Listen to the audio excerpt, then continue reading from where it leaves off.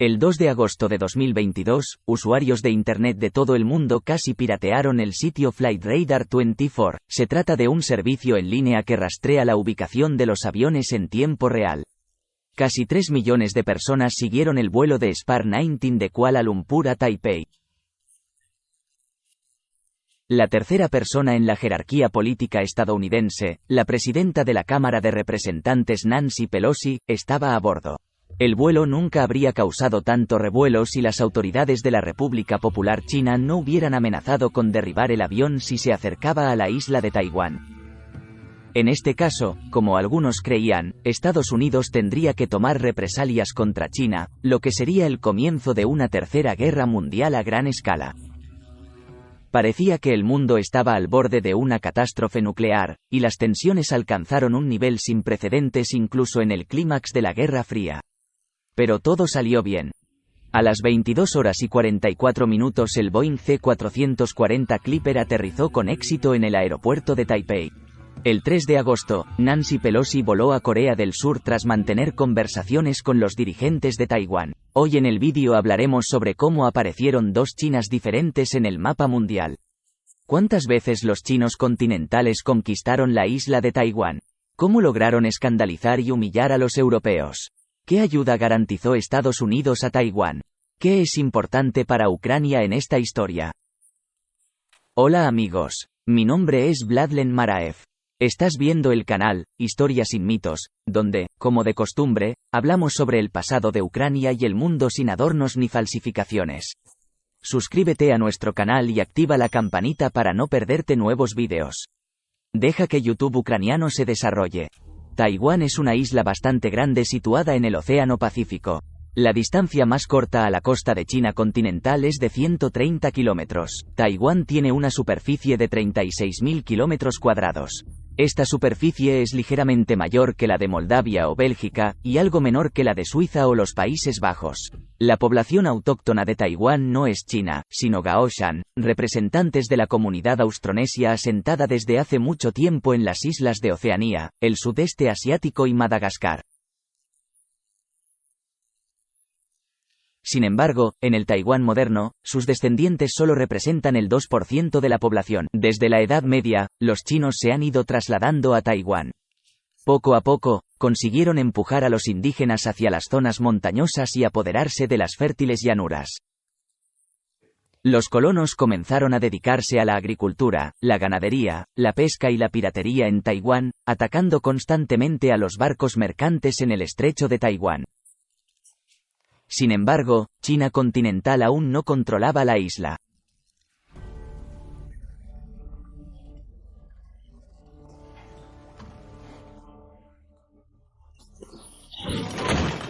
En los siglos XVI y XVII, los europeos se interesaron por Taiwán. En 1544, los portugueses dieron a la isla el nombre de Formosa, que significa hermosa. Sin embargo, una compañía privada holandesa de las Indias Orientales fue la primera en ocupar la isla. Esta compañía se hizo con el control de la parte sur, convirtiendo Fort Zeeland en su principal bastión.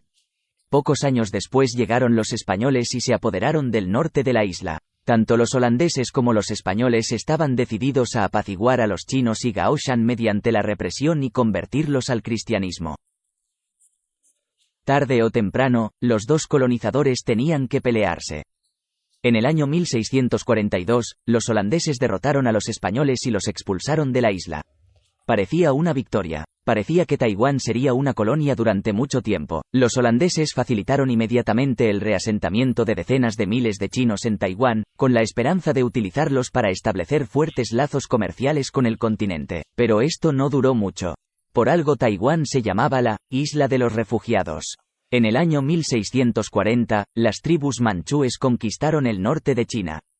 Los partidarios de la dinastía gobernante Ming se vieron obligados a retirarse al sur del país, y en 1661 huyeron a Taiwán.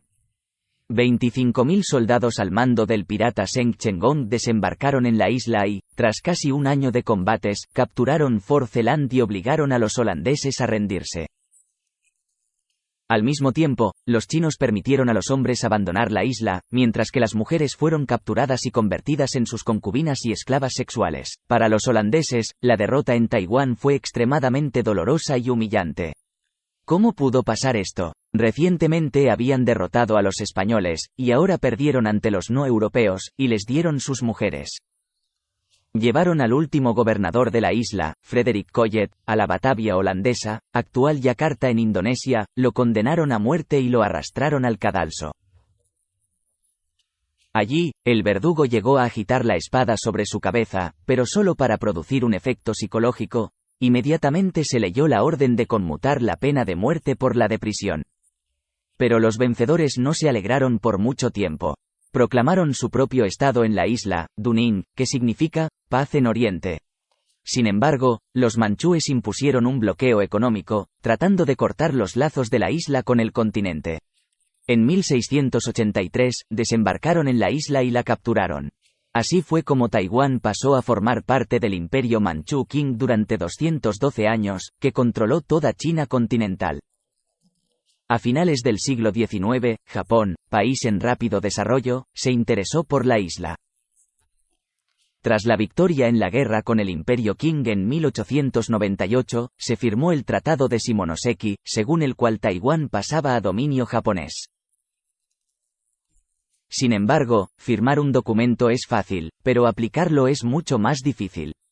La administración local Qing declaró la separación del imperio y proclamó la República Independiente de Taiwán. De este modo, la administración quería mantener la isla bajo su control y no violar los términos del tratado. Es como si Taiwán fuera ahora independiente, no pertenece al imperio Qing, por lo que el imperio no puede transferirlo a Japón. Por supuesto, estas esperanzas eran un tanto ingenuas. Los japoneses desembarcaron inmediatamente en Taiwán y lo ocuparon tras 5 meses de lucha. Los dirigentes de la República tuvieron que huir al continente. Pero la resistencia partisana de chinos e indígenas continuó con mayor o menor intensidad hasta casi el estallido de la Segunda Guerra Mundial. Por ello, el Parlamento japonés llegó a discutir la posibilidad de vender la isla rebelde a una de las potencias coloniales europeas, como Francia. Por otra parte, medio siglo de dominación japonesa supuso para Taiwán un verdadero salto adelante en su desarrollo. El sector industrial de la economía superó al agrícola. Los japoneses han ampliado considerablemente la red de ferrocarriles y carreteras, han modernizado los puertos, han creado un eficaz sistema sanitario y han proporcionado educación escolar básica a casi toda la población. Los japoneses también prohibieron terminantemente la costumbre de vendar las piernas de las niñas, que era un signo de aristocracia pero podía provocar discapacidad con la edad. También lucharon activamente contra el abuso del opio y establecieron el control estatal sobre el comercio de la droga, que solo se vendía a los adictos autorizados, que demostraban no poder vivir sin una dosis. Pero los japoneses siguieron sin superar el mercado clandestino. Durante la Segunda Guerra Mundial, más de 200.000 taiwaneses de los 6 millones de habitantes de la isla sirvieron en el ejército japonés y lucharon, en particular, contra la China continental. No se libraron grandes batallas por la isla de Taiwán, pero había campos para prisioneros de guerra de los ejércitos aliados. El peor era el campo de Kinkaseki, donde los prisioneros extraían cobre, oro y plata.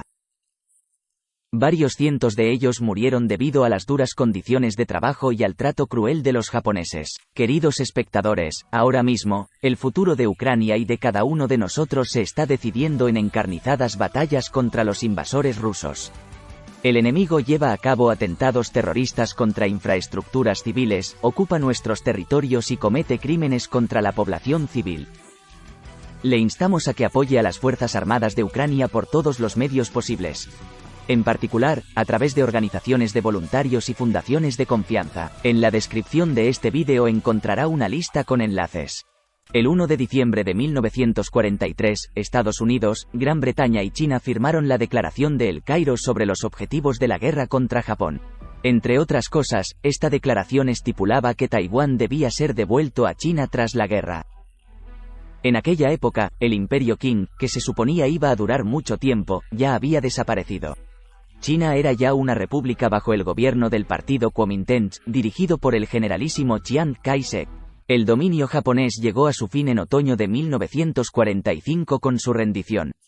Según el Tratado de San Francisco de 1951 y el Tratado de Taipei de 1952, Japón renunció a todos los derechos sobre Taiwán. Japón también reconoció a los residentes de la isla como ciudadanos de la República de China. Sin embargo, muy pronto muchos taiwaneses se convencieron de que el gobierno de los liberadores chinos podía ser peor que el de los invasores japoneses. La nueva administración china deportó inmediatamente a casi todos los japoneses de la isla, alrededor de 500.000 de personas, y luego comenzó la represión contra los opositores y cualquiera que pudiera ser sospechoso de lealtad al gobierno anterior. Se desarrollaron la corrupción, el nepotismo y los problemas económicos. Esto resultó en protestas masivas en 1947, que fueron brutalmente reprimidas por las autoridades. El 29 de marzo, The New York Times informó, citando testigos anónimos estadounidenses, tropas de China continental llegaron el 7 de marzo y durante 3 días mataron y saquearon indiscriminadamente a la población. Durante algún tiempo, fusilaron a todo el que vieron por las calles. Irrumpieron en las casas y mataron a sus habitantes. Hubo casos de decapitaciones y profanaciones de cadáveres. Violaban a las mujeres. 20 jóvenes fueron castrados y se les cortaron las orejas y la nariz. Pero esto solo fue el principio del llamado terror blanco, que miembros del Kuomintang llevaron a cabo en Taiwán hasta finales de los años 80. Durante todo el periodo, entre 20 y 30.000 personas fueron víctimas de este terror, y unas 140.000 fueron encarceladas. Mientras tanto, en China continental estalló una guerra civil inmediatamente después del victorioso final de la Segunda Guerra Mundial. El Partido Comunista, dirigido por Mao Zedong, luchó contra el Partido Kuomintang, dirigido por Chiang Kai-shek. Fue una de las primeras manifestaciones de la Guerra Fría, ya que los comunistas contaban con el apoyo de la URSS de Stalin y el Kuomintang con el de Estados Unidos. Como saben, los comunistas ganaron, y el gobierno de la República de China y parte de sus fuerzas armadas tuvieron que evacuarse a Taiwán a finales de 1949. Algunos civiles también se fueron. En total, cerca de 1 millón de personas. Desde entonces, ha habido 2 Chinas. Mao Zedong proclama la República Popular China con Pekín como capital. Chiang Kai-shek conservó algunos territorios insulares bajo control de la República de China. Taiwán, 3 archipiélagos en el estrecho de Taiwán, Penghu, Jinmen y Matsu, así como varias islas menores. Desde el principio, el gobierno chino consideró Taiwán una región separatista que debía reunificarse con China continental bajo la dirección del Partido Comunista. Al mismo tiempo, el gobierno de Taiwán se posicionó como el único representante legítimo de China, y los comunistas como usurpadores cuyo régimen debía ser derrocado y China reunificada bajo el gobierno del Partido Kuomintang. Comparando a los comunistas chinos con los japoneses durante la Segunda Guerra Mundial, Chiang Kai-shek dijo, los japoneses son una enfermedad de la piel. Los comunistas son una enfermedad del corazón. Mientras tengamos Taiwán, los comunistas nunca podrán ganar. Mao Zedong no estaba en deuda, y durante su visita a Moscú en noviembre de 1949, declaró, Chiang Kai-shek es un tigre de papel, y lo derrotaremos definitivamente. Estratégicamente, debemos despreciar a todos los enemigos y, en cada caso, debemos prestarles seria atención. En tales circunstancias, un enfrentamiento armado entre las 2 Chinas era solo cuestión de tiempo. En 1945 y 1948 se produjeron 2 crisis en el estrecho de Taiwán. De hecho, se trataba de conflictos locales en toda regla, con bombardeos masivos, desembarcos navales, combates aéreos y cientos de bajas en ambos bandos. Como resultado, los comunistas consiguieron capturar varias islas pequeñas. Pero no se atrevieron a más, ya que en marzo de 1945 entró en vigor el Tratado de Defensa Mutua entre Estados Unidos y Taiwán. Se estacionaron en la isla tropas estadounidenses que sumaban hasta 20.000 efectivos. Para Washington, esto formaba parte de la política de disuasión de la China comunista. Los estadounidenses se comprometieron a defender Taiwán y el archipiélago de Penghu, pero se negaron a apoyar a Chiang Kai-shek si de repente decidía zarpar para liberar la China continental de los comunistas. Las relaciones aliadas se consolidaron con la visita del presidente estadounidense Dwight Eisenhower a Taiwán en junio de 1962. Sin embargo, Chiang Kai-shek y sus socios desarrollaron un plan para desembarcar en el continente, cuyo nombre en clave era Guowan. La situación en los años 60 parecía favorable, ya que China se había enemistado con la Unión Soviética y también estaba muy ocupada con la colectivización forzosa, la industrialización y el exterminio de gorriones. Esto acabó provocando malas cosechas, hambrunas y la muerte de decenas de millones de personas. Sin embargo, la correlación de fuerzas seguía siendo muy desfavorable y el Plan Guowan nunca llegó a aplicarse. El acérrimo anticomunismo de la República de China la convirtió en un aliado deseable para muchos movimientos de liberación de todo el mundo, incluido el ucraniano. En 1955, Yaroslav Stetsko, diputado de Stepan Bandera y presidente del bloque antibolchevique de los pueblos, llegó a la isla. Estableció contactos con Chiang Kai-shek y la Liga Anticomunista de los Pueblos Asiáticos, y lanzó la misión del bloque en Taiwán. Queridos amigos, la mejor manera de ayudar al canal, Historias sin mitos, a crear nuevos videos para ustedes es Patreon. Ahora puedes ver los nombres de los donantes que ya han apoyado nuestro canal. Al convertirte en patrocinador de Historias sin mitos en Patreon, tendrás acceso anticipado a nuestros videos y podrás votar los temas del mes siguiente. También puede apoyar el canal haciendo una transferencia a una tarjeta Private Bank, Monobank, PayPal o utilizando el botón Patrocinar directamente en YouTube.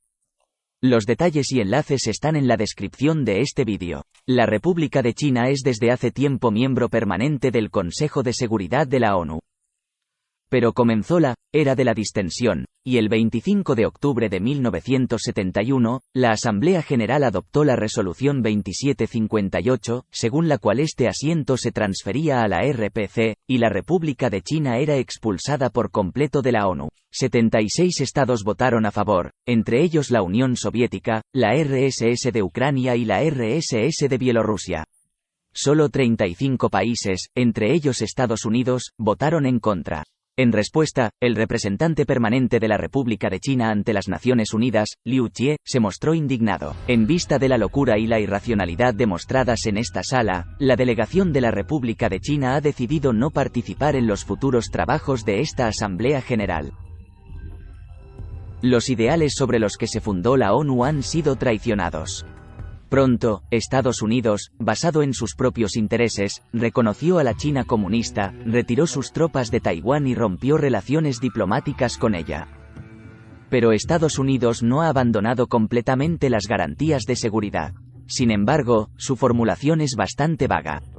Desde 1979 está en vigor la Ley de Relaciones con Taiwán, que establece, Estados Unidos proporcionará artículos y servicios de defensa a Taiwán en la cantidad necesaria para que Taiwán pueda mantener una capacidad adecuada de autodefensa.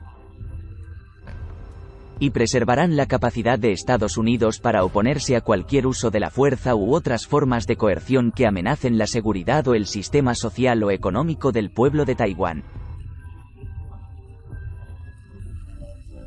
Tras la ruptura de relaciones diplomáticas, se encomendó a una organización sin ánimo de lucro, el Instituto Americano de Taiwán, el mantenimiento de contactos bilaterales informales. Desde los años 70, la mayoría de los países del mundo también han empezado a romper relaciones diplomáticas con la República de China en favor de la RPC. A día de hoy, Taiwán solo está reconocido oficialmente por 14 países, entre ellos Guatemala, Honduras, Belice, Paraguay y el Vaticano. A nivel no oficial, a través de diversas misiones, se mantienen relaciones con unos 60 estados. Ucrania no figura entre ellos. Taiwán no tuvo más remedio que centrarse en sus asuntos internos y en el desarrollo de su economía. Y los habitantes de la isla han logrado importantes éxitos en este sentido. Se han convertido en uno de los principales fabricantes mundiales de electrónica, yates, artículos deportivos y calzado, y han atraído a millones de turistas extranjeros. Como resultado, Taiwán se ha ganado el estatus de uno de los 4 tigres asiáticos, junto con Corea del Sur, Singapur y Hong Kong. El sistema político del país también se democratizó gradualmente. En 1987 se anuló la ley marcial, que había estado en vigor durante 38 años. Esto supuso un récord mundial en la época. Surgió una oposición legal y elecciones alternativas. En el año 2000, el partido Kuomintang perdió el poder por primera vez cuando Chen Shui-bian, representante de la oposición democrática, se convirtió en presidente. Crece el movimiento para declarar Taiwán república independiente sin vínculos con China. Es comprensible. Tras más de 7 décadas viviendo aislados del continente, los isleños han empezado a forjar su propia identidad. De vez en cuando, recuerdan la experiencia de la efímera República de Taiwán en 1898. O señalan que, tras la Segunda Guerra Mundial, Japón renunció a sus derechos sobre Taiwán, pero en ningún documento declaró que la isla sería transferida a China. Por tanto, la isla debe ser independiente. El partido Kuomintang, que todavía ocupa 1/3 del Parlamento, no pierde la esperanza de una unificación pacífica con China continental. Probablemente, esto sea posible en caso de que los comunistas pierdan el poder en la República Popular China. Pero tal perspectiva parece poco probable en un futuro cercano. La República Popular China sigue insistiendo en que Taiwán es parte integral de ella. En 2022, hemos sido testigos de otra escalada.